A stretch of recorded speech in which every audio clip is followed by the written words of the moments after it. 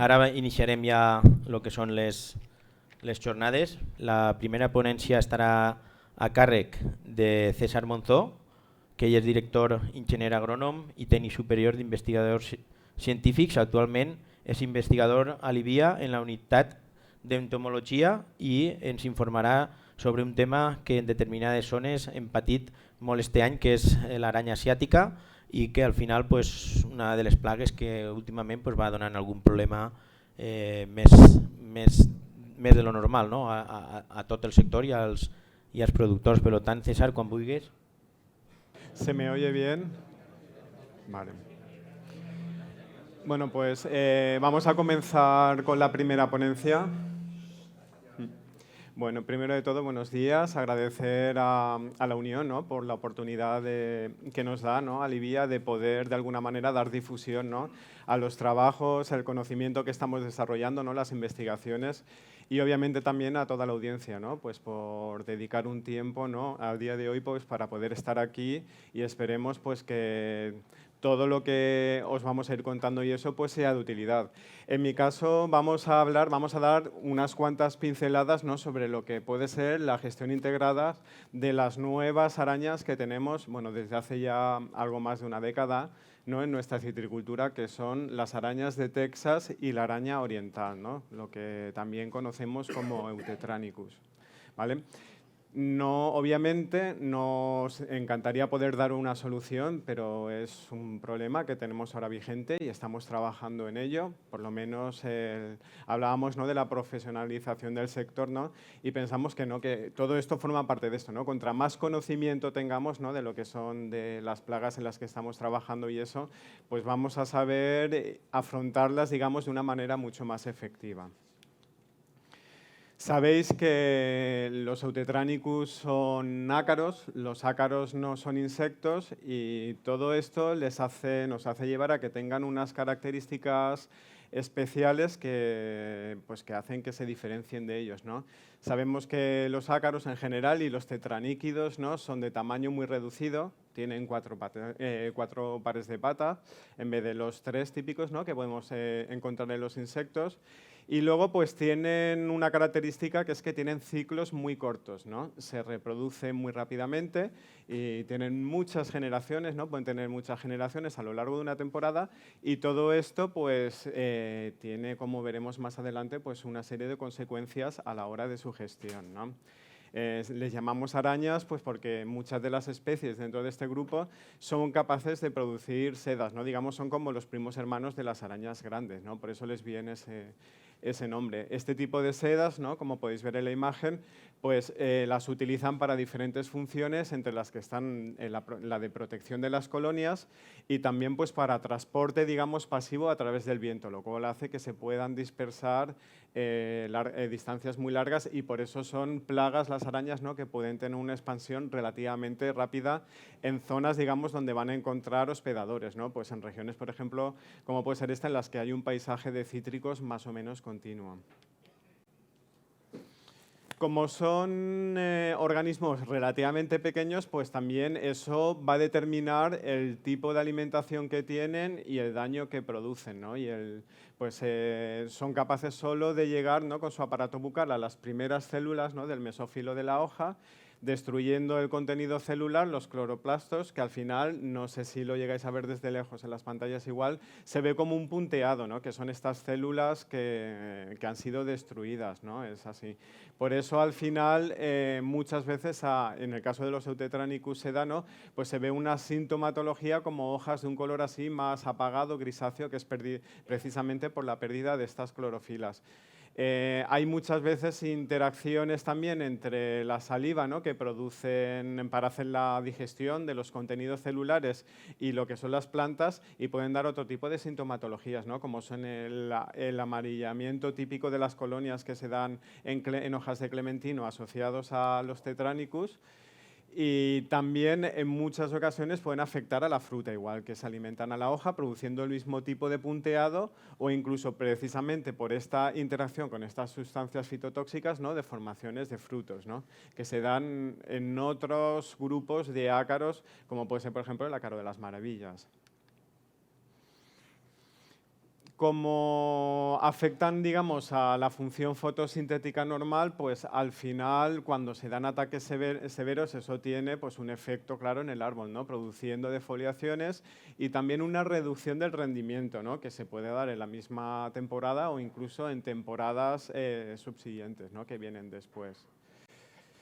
¿Cuáles son las condiciones más favorables en general, ¿no? Para los tetraníquidos, para lo que sería su desarrollo? Que al final es lo que va a determinar, ¿no? Pues sus posibles, la potencialidad de que tengan explosiones poblacionales, ¿no?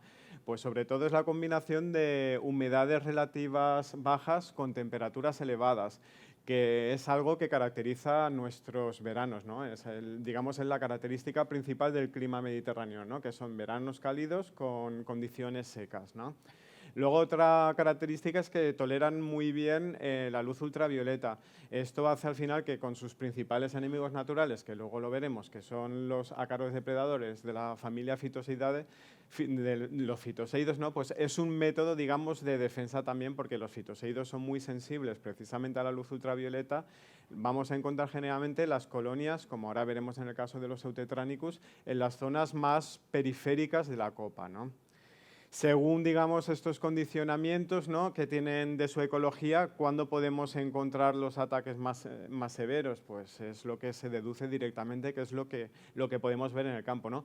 Conforme avance el verano, ¿no? En el que vamos acumulando días con estas condiciones, ¿no? De temperaturas más elevadas y condiciones más secas, en años secos y cálidos, ¿no? Como, pues, por ejemplo, hemos tenido esta primera parte del año muy seca, ¿no? Y un verano, pues el tercer verano más cálido, ¿no? Desde que tenemos registros. En zonas con cierta continentalidad suelen ser también a veces más propensas. Y luego, pues a nivel ya un poco más local, ¿no? Pues en las zonas que están, digamos, expuestos más a este tipo de ambientes en una parcela. En los bordes de la parcela, cerca de los caminos y luego pues en las orientaciones más soleadas, ¿no? En la cara sur del árbol. Dentro de estos ácaros, en los tetraníquidos, no digamos, los ácaros fitófagos asociados a nuestra citricultura, en el grupo de los tetraníquidos tenemos, digamos, dos viejos conocidos, ¿no? Que es el ácaro rojo y la araña roja, Panonicus y Tetranicus, que de ellos no hablaremos hoy. Y luego pues tenemos lo que hablábamos, ¿no? Los Eutetranicus, que son estas dos especies que son relativamente recientes, ¿no? Que ya se detectan en la península ibérica pasado ya pues, el año 2000, ¿no? Que tenemos por un lado lo que se conoce como araña de Texas, que viene del continente americano, que es Eutetranicus bansi, y por otro lado tenemos la araña oriental. Prácticamente las dos llegaron a la vez, ¿no? Y como veréis son muy similares, las tenemos en estos momentos. Muchas veces es difícil de diferenciar si el ataque que tenemos es de una o de otra, ¿no? Ideas generales, ¿no? Pues para conocer su identificación, ¿vale? Los huevos son redondeados, así achatados y aplanados, ¿no? Que van tomando una coloración más oscura cuando están a punto ya de eclosionar. Las hembras son muy características, ¿no? Por el color este pardo que tienen, incluso a veces con tonos así verdosos, ¿no? Y con una forma un poco del cuerpo más o menos triangular. Si la vemos con ampliación, con una lupa de campo, se puede ver. Y luego los machos se caracterizan también porque tienen las patas muy largas, que muchas veces se ven ahí como descansando en la posición en la que se ve en la foto, ¿no? Con dos pares de patas hacia adelante y dos hacia detrás de una forma longitudinal. Decir que la araña de Texas afecta prácticamente a todas las variedades. No tiene, por ejemplo, como Tetranicus más especializado en el tema de clementinos, y siempre se ha dicho que tiene más especial la bibliografía predilección por naranjo dulce y también y sobre todo por las tipo nave, ¿no? Pero en general afecta, que eso lo conoceréis, prácticamente a cualquier tipo de variedad que tenemos. Los daños son los que os he descrito en general, ¿no? De alimentarse sobre células subepidérmicas, destrucción de cloroplastos, que eso se traduce, ¿no? En una visión, digamos, más macroscópica, en lo que sería en una coloración gris plateada de las hojas, que lleva a una reducción de la fotosíntesis y, por lo tanto, a una pérdida de vigor del árbol. A densidades elevadas, también como he comentado antes, las poblaciones se trasladan también a los frutos y se puede ver un daño similar, ¿no? En lo que sería en la fruta antes de su maduración. y si encima eso lo conjugamos con condiciones de mayor estrés hídrico, se traduce en una defoliación del árbol que muchas veces es característica porque cae el limbo, pero como podéis, no sé si llega a ver bien en la imagen, pues quedan, digamos, así como los peciolos de las hojas. La otra araña que tenemos, la oriental, si la miramos con una lupa de campo no vamos a observar diferencias. Son prácticamente a nivel morfológico en todos sus estadios, son similares y tenemos que ir a preparaciones del microscopio, ¿no?, para ver caracteres mucho más específicos para poder diferenciarla una de la otra. Y los daños son totalmente similares, o sea que, por lo tanto, al final, por eso las arañas, ¿no?, los Eutetranicus, muchas veces estas dos especies las tendemos digamos, a tomar como conjuntamente. ¿Qué caracteriza la ecología y biología de los Eutetranicus y especialmente de la araña de Texas, que como veremos es la que está dominando? Pues es capaz de completar su ciclo entre 15 y 35 grados y su temperatura óptima son 32 grados, o sea, tiene una temperatura óptima muy elevada. Eso significa que las condiciones de verano son ideales para su desarrollo, porque hablamos ahí de temperaturas medias. Una temperatura media de 32 grados es muy elevada. Obviamente este verano ha sido un verano ideal para que vaya muy rápido y tenga muchos ciclos, ¿no? En estas temperaturas óptimas, en apenas un poco más de una semana, es capaz de completar un ciclo, ¿no? Por eso el tema de las explosiones poblacionales que se pueden dar y sobre todo pues ya hacia final de verano, ¿no? En América se han definido dos picos poblacionales, ¿no?, uno que se da en primavera y otro que se da en otoño. Por ejemplo, pues en verano en Florida se da una caída muy importante, pero porque el verano de esa citricultura es muy húmedo, ¿no?, es muy diferente al nuestro, lo cual es un indicativo de que su comportamiento a nivel poblacional pues depende mucho de las condiciones, ¿no?, digamos, climáticas de cada una de las zonas, de su ecología. En nuestras condiciones, como me imagino que veréis, se da como se da con otros tipos de tetraníquidos, un solo pico poblacional que suele ser de cara a final de verano hasta entrado el otoño, y como en los últimos años hemos tenido otoños cálidos hasta prácticamente la entrada del invierno, pues la presencia de la araña se puede prolongar prácticamente hasta la entrada del invierno. Es una especie muy polífaga, hablamos de ella en cítricos, pero aparte de eso se ha descrito, como pasa con muchos tetraníquidos, ¿no?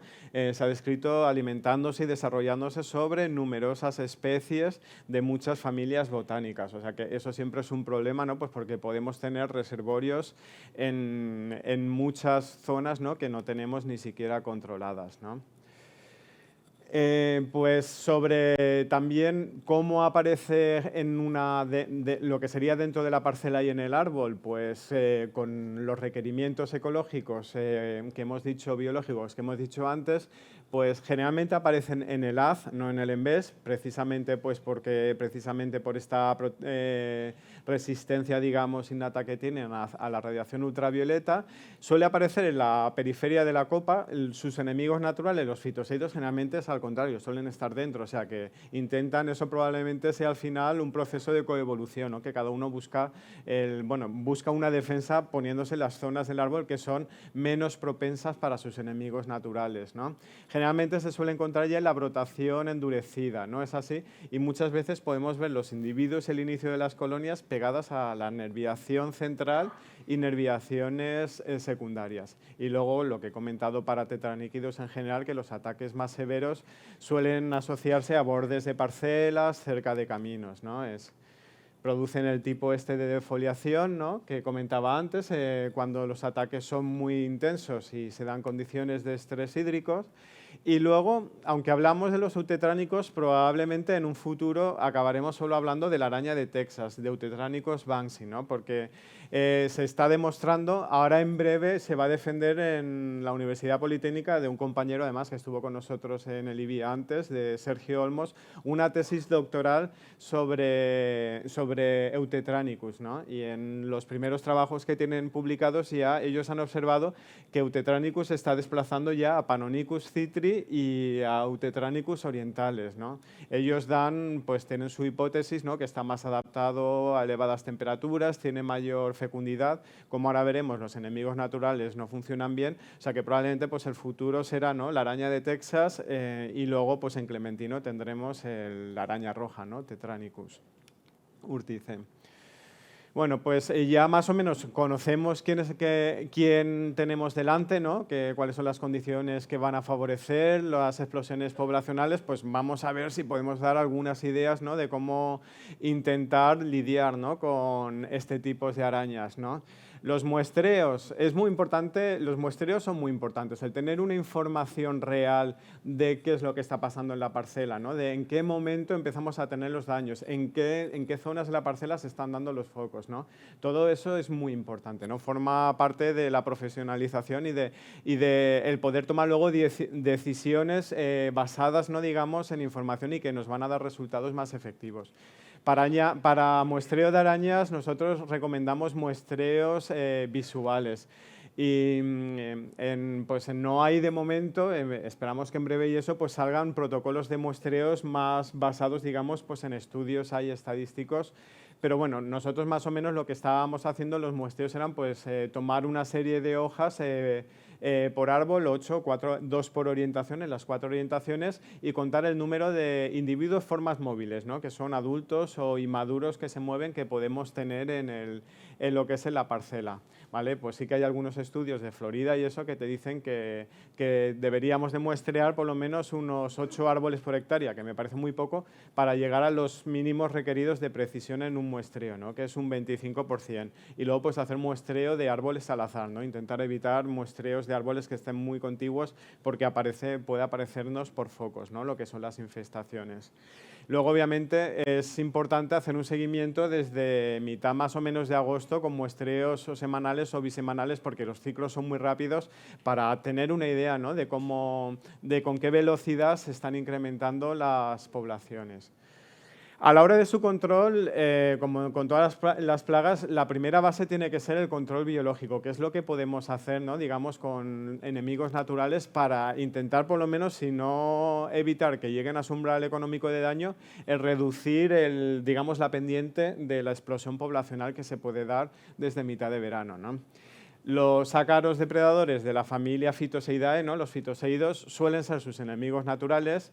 En Florida, ¿no? Que es donde más experiencia tienen con este tipo de araña, ¿no? Sí que se encontraron fitoseídos que parecían ser más o menos efectivos, ¿no? Un Euseius, que es Euseius membresinus, y otra especie, ¿no? De fitoseídos de otra familia.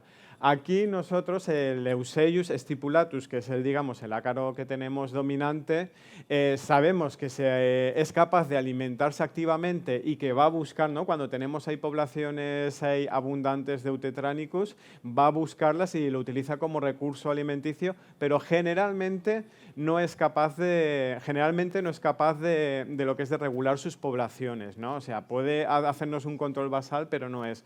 Y eso viene en parte debido porque si le das ese tipo de alimento solo, Euseius no es capaz de completar su ciclo y tener nuevas generaciones, ¿no? O sea, necesitará fuentes de alimento. No es una presa preferencial. Euseius, me imagino que lo conoceréis, es un depredador muy generalista, por lo tanto utiliza muchos tipos de presas, pero en este caso no. Sabemos que no nos da una regulación efectiva. Nosotros hemos observado que en parcelas bien conservadas con ataques de arañas, ¿no? Podemos llegar a tener poblaciones bastante importantes de un coccinélido que está especializado en alimentarse de ácaros, ¿no? Del género Stetorus, ¿no? Por lo tanto, pensamos que esto también puede ser una vía de futuro, ¿no? Es porque como no tenemos de momento un enemigo natural altamente efectivo, pues tendremos que tener, desde el punto de vista del control biológico, pues una aproximación más multiestratégica, ¿no? De intentar conservar pues, aquellos enemigos naturales que si se complementan, por lo menos nos ayudarán a regular algo lo que son las poblaciones. Y ahí es lo que nos lleva al control biológico por conservación. Vamos a ver, que eso lo hablamos en muchas charlas, ¿no? Vamos a intentar preservar el sistema y maximizar los beneficios, ¿no? Que las comunidades de enemigos naturales que tenemos en cítricos nos pueden dar pues para regular esta y otras plagas, ¿no? Pues como la primera estrategia de conservación, reducir al máximo los tratamientos no selectivos contra esta y otras plagas, ¿no? Para eso hay que ajustar mucho, ¿no? Saber cuándo tenemos que hacer un tratamiento que nos va a ser efectivo para intentar conservar toda esta comunidad. Evitar condiciones de sequedad, pues por una cuestión de ecología de tetraníquidos, ¿no? El tema del polvo de los caminos lo sabéis, también pues la arquitectura del árbol, si las copas son más frondosas, generalmente pues se dan condiciones por lo menos interiores de mayor humedad y menos insolación que favorecen ahí a los fitoseidos, ¿no? A sus enemigos naturales. Y luego también algo que hoy no lo veremos así, pero que sí que lo quiero comentar, pues por ejemplo, pues el crear parcelas, agroecosistemas más complejos con la incorporación de otras infraestructuras verdes, como pueden ser cubiertas vegetales, ¿no? O determinados setos, que nosotros hemos demostrado que para incrementar las poblaciones de fitoseidos, cuando se ha trabajado para la regulación de Tetranicus, ¿no? De la araña roja, que pueden servir, ¿no? En ese sentido, pues es una idea, digamos, que tenemos ahí que tener en cuenta. El control biológico no funciona, no es efectivo, por eso estamos hablando de una plaga clave. Y aquí tenemos pues también que mirar de cara a lo que son las herramientas de control químico que podemos utilizar. Sabemos ahí, y ahora lo veremos, pues que tenemos en estos momentos también pues herramientas, digamos, más o menos limitadas y por lo tanto es muy importante ver cómo las sabemos, digamos, gestionar pues para evitar al máximo los problemas, ¿no? Con esta araña, ¿no? Es muy importante tener un criterio de decisión, eso es lo que se conoce para ver si tratamos o no, y eso es lo que se conoce como un umbral de tratamiento, ¿no? Y se han citado umbrales en Norteamérica, lo que pasa que cuando estudias esos umbrales ves que no hay unos trabajos detrás que los soporten científicamente, son más lo que llaman umbrales nominales intuitivos, ¿no? Es así, que se dice más o menos en Florida lo que decían era que si se encontraban entre 5 y 10 formas móviles por hojas, ¿no? Con un método de muestreo como el que os proponía, pues eso, digamos, sería un indicativo de que sería necesario hacer tratamiento. Luego, pues también, si son poblaciones en las que dominan ya machos, no se ven prácticamente huevos y hay muchos adultos, se supone que son poblaciones en declive, que probablemente van a ir a menos y por lo tanto, en esos casos, si querías hacer un tratamiento ya ha pasado el momento. No va a ser, o sea, el tratamiento no va a ser efectivo porque sea lo que sea, las poblaciones ya van a ir por abajo. Cuando empezamos a trabajar con Eutetranicus en la península ibérica, solo habían trabajos en Portugal en la que recomendaban una serie de productos, pero que muchos de ellos ya ni siquiera están autorizados. Y aquí pongo también, ¿no? Pues los productos que en Florida se citaban como que podían ser efectivos, ¿no? Pero espirodiclofem, abamectina, muchos de ellos, ¿no? Son productos que en estos momentos no tenemos. Nosotros en el IBIA, pues hace ya 5 años, intentamos hacer pues, por lo menos unos primeros estudios básicos sobre eficiencia de acaricidas, pues para, por lo menos, basado en los resultados, el poder dar alguna serie de recomendaciones, ¿no? Esto era lo que había en ese momento autorizado. Aún teníamos la abamectina, teníamos el tebufenpirad, ¿no? Teníamos exitiazox, el espirodiclofen, ¿no? De todos estos productos que en la tabla aparecen según sus modos de acción, hicimos de cada modo de acción una selección de productos y luego pues hicimos un ensayo replicado pues, en parcelas comerciales para ver la efectividad. Y obtenemos unos resultados en los que nosotros vemos que espirodiclofen, esto es la mortalidad que tenemos, ¿no? Era el que mejor nos funcionó de cara a mortalidad. Luego teníamos un segundo grupo de productos que teníamos el exitiazol, el etoxazol, y el tebufenpirad, que nos funcionaron también bastante bien, y otros que a nosotros, por lo que sea, ni el aceite ni la abamectina nos dieron buenos resultados, ¿no? Obviamente, dentro de lo que es la gestión integrada de plagas, tuvimos también en cuenta los efectos que tienen sobre las poblaciones de fitoseidos, y eso es la segunda parte de la información.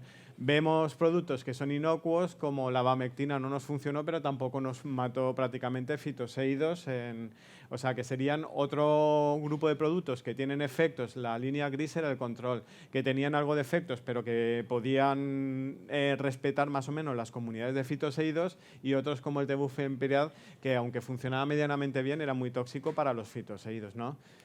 Con todo eso nosotros hacíamos unas recomendaciones en ese momento, ¿no? De eficacia, veíamos espirodiclofen y etoxazol altamente efectivos. Otro grupo que funcionaban bastante bien y luego otros que no nos funcionaron, ¿no? Y sobre los efectos en fitoseidos lo mismo, lo cual al final nos llevaba a dar pues unas pequeñas recomendaciones, ¿no? Pues en infestaciones incipientes el exitiazol funciona bien, ¿vale?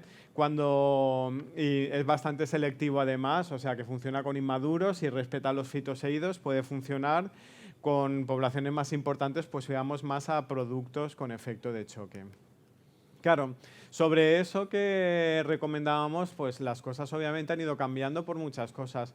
Estuvimos haciendo, en colaboración con Irak también España, trabajos sobre resistencias a los productos. Hemos hablado que las arañas tienen ciclos muy rápidos y eso en lo que se traduce, cuando os lo comentaba, era pues porque son especialmente sensibles al desarrollo de resistencias y hay que tener muy cuidado con el tema de rotación o no de productos según su modo de acción, ¿vale? Esto eran poblaciones de distintos sitios a nivel nacional, ¿no? Teníamos Torrent, Utrera, Sevilla, Algeciras, Torre Pacheco y Crevillent.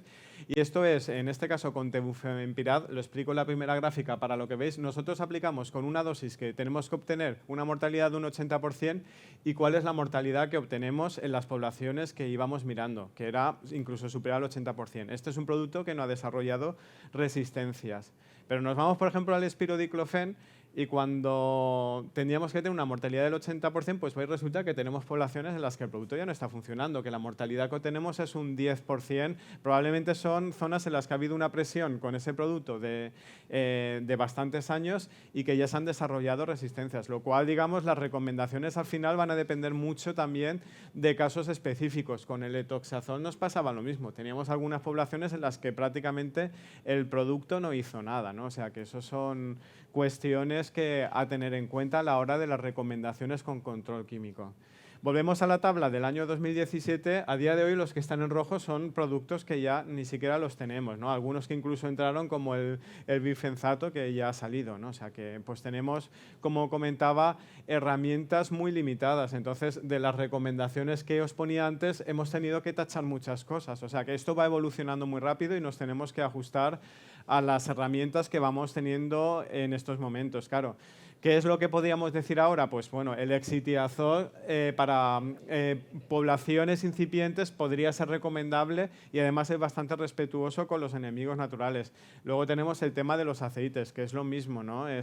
Sabemos que tiene cierta capacidad herbicida y eso, pues para el inicio a nosotros en los ensayos no nos llegaron a funcionar bien. Pero bueno, eso puede ser por el tipo de aplicación que hicimos y luego igual para ataques más severos el bifenazato. Pero como podemos ver y eso, pues el tema de los aceites de naranja y eso no sé si los habéis probado, nosotros no tenemos aún experiencia, ¿no? Con ese tipo de cosas. Por lo tanto, ya cerrando y eso, ¿no? ¿Qué conclusiones podríamos ver? Pues que sabemos que las estrategias de control químico a día de hoy están muy limitadas por el escenario en el que nos encontramos y lo que tenemos que hacer es intentar jugar al máximo con lo que tenemos, ¿no? Por el tema de las resistencias que he comentado y que hemos visto, es muy importante reducir al máximo el número de aplicaciones. Por lo tanto, tenemos que hacer, digamos, un seguimiento más preciso de lo que es esta plaga, ¿no? A través de los monitoreos, ¿no? Es importante saber ahí cuándo la tenemos y dónde la tenemos, ¿no? Si es posible tratar por focos, ¿no? Pues vamos a evitar, ¿no? Lo que son tratamientos más generales en la parcela, el tema de los aceites, sobre todo en ataques incipientes, y luego fomentar los enemigos naturales, que sabemos que no funcionan, no son totalmente efectivos, pero con medidas de conservación, ¿no? Por lo menos estos picos poblacionales la probabilidad de que se den la pueden reducir, ¿no? Algo, ¿no? Y en ese sentido sí que sabemos que cubiertas vegetales, por ejemplo, tanto con gramíneas o especies que nos puedan producir cantidades suficientes de polen, sobre todo de cara a verano y final de la temporada, pues podrían ser de utilidad. Me hubiera gustado dar, ¿no? Una solución ahí mucho más efectiva, pero bueno, es el problema que tenemos. Continuaremos trabajando en ello. Y nada, y muchas gracias ahí por la atención y seguimos.